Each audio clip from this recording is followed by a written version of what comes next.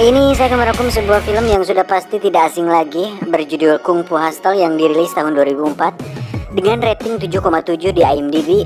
Film ini dibintangi oleh salah satu aktor idola saya, yaitu Stephen Chow, yang hampir semua filmnya, entah itu dia yang main atau film garapan dia sendiri, semuanya sudah pernah saya tonton dan emang bagus sekali nih Stephen Chow. Dan buat saya pribadi, Kung Fu Hustle mungkin bukan salah satu film yang masuk dalam jajaran film terbaik dunia, tapi salah satu film paling memorable di dunia. Jadi langsung saja ke alur ceritanya dan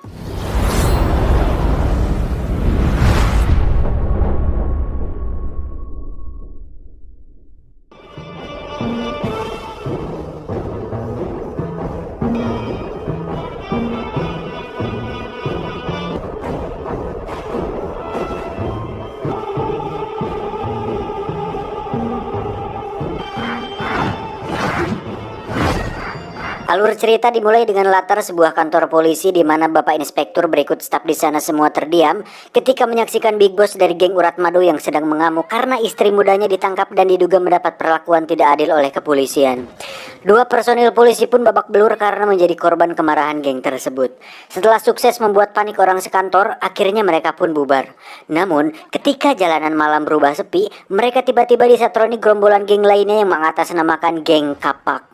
Sebagai geng penguasa elit kota, geng Kapak ini kerap melakukan aksi-aksi sadis termasuk membinasakan siapa saja yang dianggap lawan dan berpotensi menghalangi karir kegangsterannya. Bahkan, seorang wanita pun dihabisinya. Pemerintah yang cenderung korup menjadi pemicu kuat terjadinya berbagai konflik sosial di sana. Maka bermunculan preman-preman dan gangster-gangster. Mereka berjamuran bak seperti panu di musim halodo. Hanya ada satu-satunya pemukiman kumuh yang bernama Komplek Babi. Penghuni di sana sama sekali tidak tertarik dengan membentuk geng. Lokasi yang cukup jauh dari hingar-bingar perkotaan membuat mereka lebih memilih berdamai dan berdampingan satu sama lainnya. Mrs. Slam Queen. Scene beralih ke sebuah lapangan tandus tepat di belakang komplek. Di situ terlihat ada sekelompok anak yang sedang main bola. Tiba-tiba, dua pemuda tak dikenal datang seperti mengganggu permainan mereka. Bahkan, tangisan seorang anak pecah ketika bola mainannya diinjak hingga muyutuk. Rupanya kedua pemuda tersebut adalah Sing dan Bom Bom. Efek bosan jadi pengangguran, mereka terobsesi untuk meniti karir menjadi personil geng Kapak yang terkenal itu. Tiba di Gapura komplek, mereka berlaga layaknya gangster profesional. Bermodal tato gambar Kapak, mereka dengan percaya diri mencoba memalak seorang tukang cukur di sana. Namun, hal tersebut sepertinya tidak berjalan mulus. Sing yang agak konyol pun mendapatkan pelajaran keras dari sang ibu juragan dan sandal jepit itu berkali-kali menghantam pipinya. Pura-pura mengundang bala bantuan, Sing menyulut sebuah petasan kemudian melemparnya. Tak diduga, petasan itu justru mendarat di kepala salah seorang anggota geng. Dan celakanya, merekalah geng Kapak yang sebenarnya. Dengan cerdik, Sing membela dirinya dan menunjuk ke arah warga kompleks seolah merekalah pelakunya. Namun di luar dugaan, kejadian tersebut ternyata adalah awal dari berakhirnya kedamaian di rusun mereka. Entah bagaimana caranya, saat salah satu anggota akan mengapa kepala si tukang cukur, tiba-tiba dia terlihat sudah berada di tong sampah dengan keadaan patah tulang. Kejadian tersebut sontak membuat mereka miris ketakutan, lantas mengundang bala bantuan dengan khas uniknya. Sementara itu sang primadona komplek dan lugu tengah mempersolek dirinya di depan cermin kamarnya. Tiba-tiba konsentrasinya terganggu saat geng Kapak mengobrak-ngabrik rusun mereka.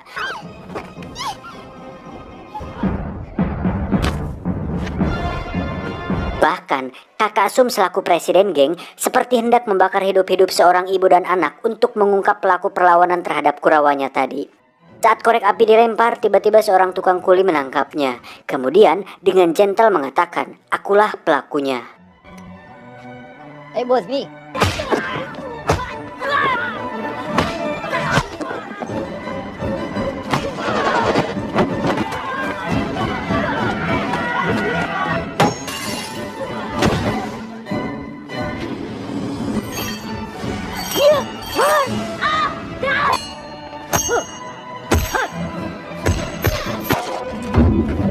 Dari situ terjadilah pertarungan di mana 3 anggota dari rusun berhasil mengalahkan hampir semua anggota geng yang ada.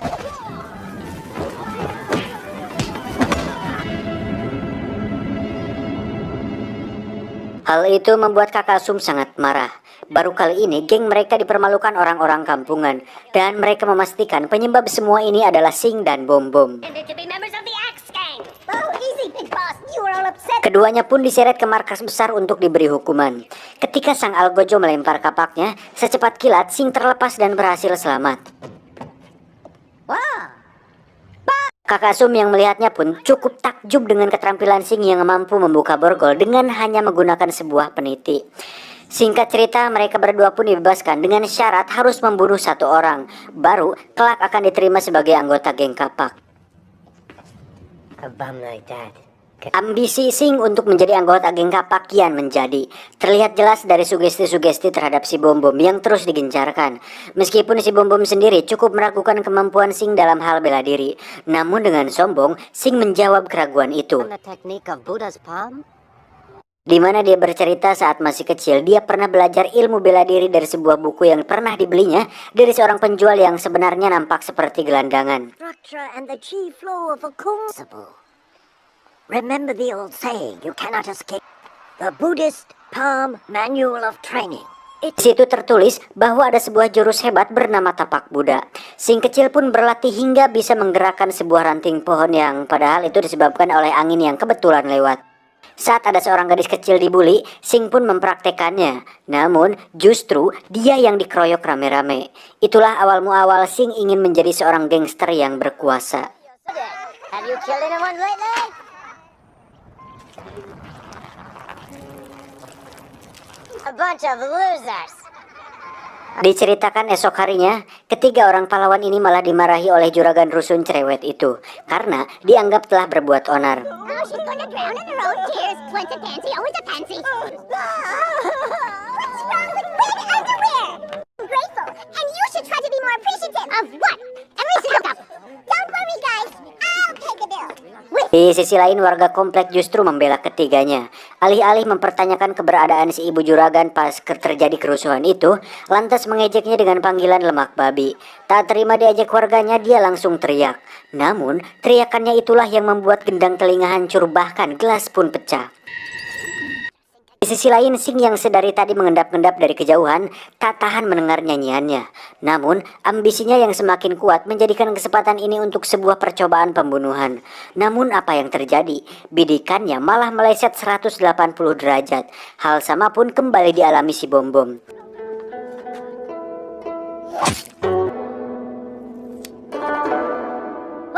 Sampai akhirnya si ibu juragan mengetahui keberadaan mereka berdua. Keadaan panik membuat si Bom Bom salah tingkah. Sebuah keranjang ular buas pun tumpah pas di wajah si Sing. Bom Bom pun mengatakan, "Jangan panik bos, ular takluk dengan siulan." Lantas Sing berusaha mengheot dan benar saja kedua king cobra tersebut malah menggigit bibir Sing. Sontak jeritannya memanggil kemarahan si ibu juragan. Maka terjadilah duel sengit antara Valentino Sing dan ibu juragan.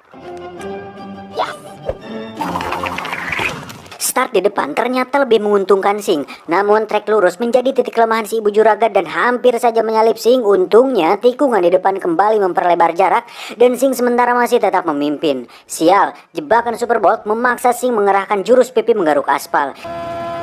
Sementara si ibu juragan melesat ke angkasa dan dia berhasil finish lebih awal.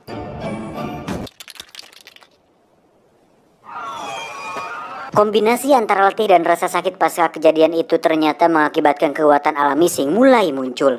Tanpa disadari, luka-luka di tubuhnya sembuh dalam tempo yang sangat cepat, sehingga Bom Bom seolah tak percaya melihatnya.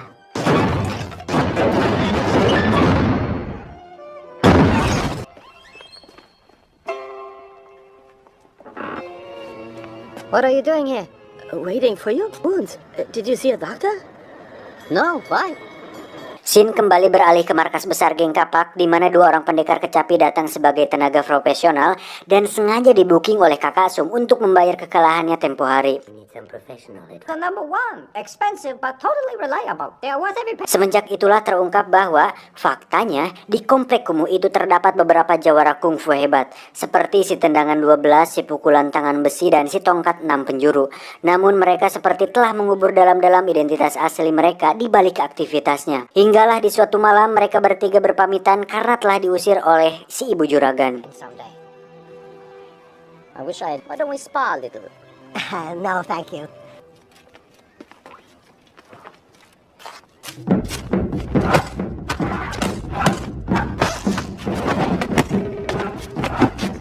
Until we shall meet again. Di luar dugaan, malam itu akan menjadi sebuah bencana tatkala para pendekar kecapi tadi berhasil menerobos ke dalam komplek dan menebas kepala si tendangan 12 hingga terputus jatuh ke tanah. Sedangkan di dalam kiosnya, Taylor atau si pukulan besi, dia tengah berjibaku meladeni gempuran pendekar kecapi lainnya.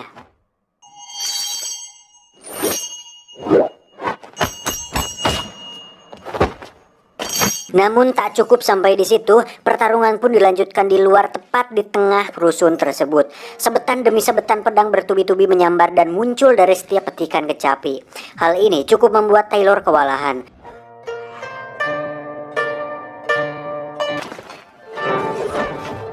Situasi tersebut memancing keluar si Donat atau pendekar tongkat yang datang untuk membantu perlawanan. Sementara itu dari sisi jauh halaman, Presiden Kakaksum bersama asisten girang melihat kliennya unggul. Berbeda dengan si juragan rusun, dia justru nampak sangat gusar karena keributan yang tengah terjadi di sana.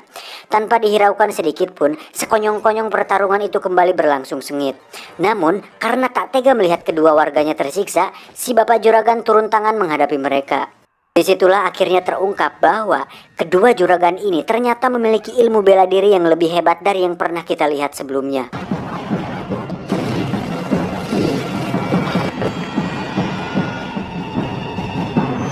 Disusul dari jurus auman singa dari si ibu, kedua pendekar kecapi itu kedodoran meladeni kehebatan kungfu pasangan tuan tanah ini. Mau tidak mau mereka harus menyerah dalam keadaan buligir dan hanya menyisakan kolor jinah di tubuh keduanya. Singkat cerita, Kakaksum sedang dalam perjalanan pulang. Raut panik jelas terlihat di wajahnya dan ajudannya itu. Dipertegang lagi dengan sebuah insiden kecil terjadi karena keteledoran sang ajudan yang mengakibatkan kepala Kakaksum terbakar dan menyebabkan mobilnya ngebul.